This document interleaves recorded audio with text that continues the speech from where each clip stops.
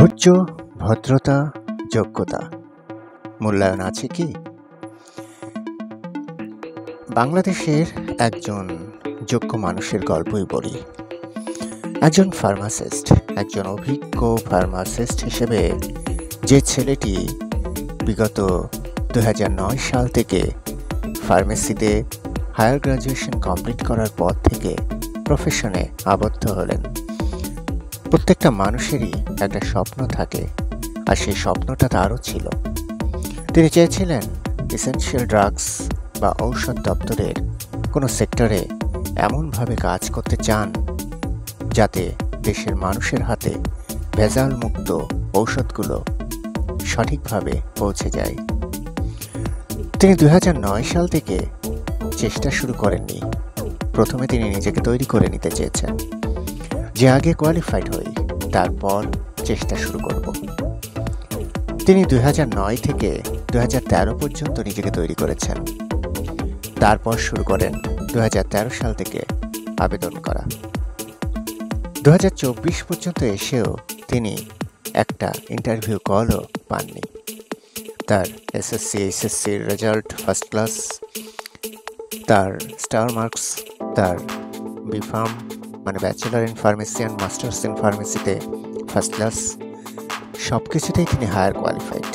Even তিনি 15 বছরের অভিজ্ঞতা অর্জন করেছেন pharmaceutical industry, product management, training and development, analytical method development, each and everything, audit sectors, সব কিছুতেই তিনি একটা ভালো মানের কোয়ালিটি অর্জন করেছেন। কিন্তু ধৈর্য ধরেছেন। আশা ছিল তার যে হবেই, ওয়াই নট, কেন হবে না। কিন্তু দুর্ভাগ্যবশত তার হাতে যত ছেলে পেলে ট্রেনিং প্রাপ্ত হয়েছে সবারই জব হয়ে যায়, কিন্তু তিনি এই দুই সেক্টরের একটা জায়গাতেও আজ পর্যন্ত আবেদন করে ইন্টারভিউ কল পেলেন না। তিনি অনেকের সাথেই দেখা করেছেন, অনেককেই বলার চেষ্টা করেছেন তার ইচ্ছাটাকে পূর্ণ করার জন্য।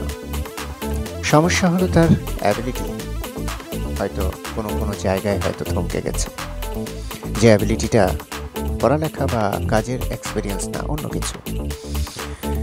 এখন বিষয়টা হলো তিনি তার অথরিটি ছাড়াই তিনি বাংলাদেশ ফার্মেসি কাউন্সিল থেকে এ গ্রেড ফার্মাসির যে লাইসেন্স সেটাও অর্জন করেছেন। একটা রেজিস্ট্রেশন আছে তার, রেজিস্টার্ড ফার্মাসিস্ট হিসেবে বাংলাদেশে পরিচিত। কিন্তু কোনো গভর্নমেন্টই তার কথা শোনেনি, কোনো গভর্নমেন্টই তার ইচ্ছার কথা, তার স্বপ্নের কথা শোনেনি। তিনি চেয়েছিলেন এসেনশিয়াল ড্রাগসে ঢুকতে, কারণ এসেনশিয়াল ড্রাগসের যে ঔষধগুলো সরকারি হাসপাতালে ফ্রিতে দেওয়া হয়, রোগীরা আসলে 10 টাকা 20 টাকা টিকিট কেটে যারা ডক্টর দেখান তাদেরকে ফ্রিতে দেওয়া হয়। তিনি চেয়েছিলেন ফার্মেসিগুলোতে সুন্দর মানের ঔষধ দিয়ে বেচা বিক্রি হোক, ফার্মেসিগুলো স্ট্যান্ডার্ড হোক। যে ফার্মেসি স্ট্যান্ডার্ড করতে গেলে কিছু ক্রিয়েটিভ প্ল্যান ইমপ্লিমেন্ট করার প্রয়োজন। সেই প্ল্যানগুলো তিনি ফার্মেসিতে ঘুরে ঘুরে বলার চেষ্টা করেছেন। ফার্মেসির ঔষধগুলো যদি ভেজাল কোনো ঔষধ পেয়েছেন, সেই ঔষধগুলো তাদেরকে বিক্রি করতে নিষেধ করেছেন। কে শুনে কার কথা? কারণ তার তো কোনো অথরিটি নাই।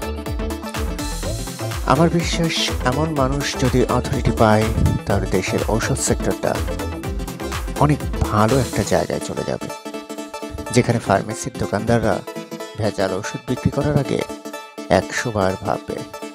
ফার্মাসিউটিক্যালসের অডিট সেক্টর নিয়েও তার অনেক ক্রিয়েটিভ ইমপ্লিমেন্টেড চিন্তাভাবনা আছে, যেগুলো অডিট করার আগে কিভাবে অডিটটা করা উচিত ফার্মাসিউটিক্যালসগুলো, যাতে তাদের রেগুলার প্র্যাকটিসগুলো আরও সুন্দর করা যায়, আরও ভালো করা যায়।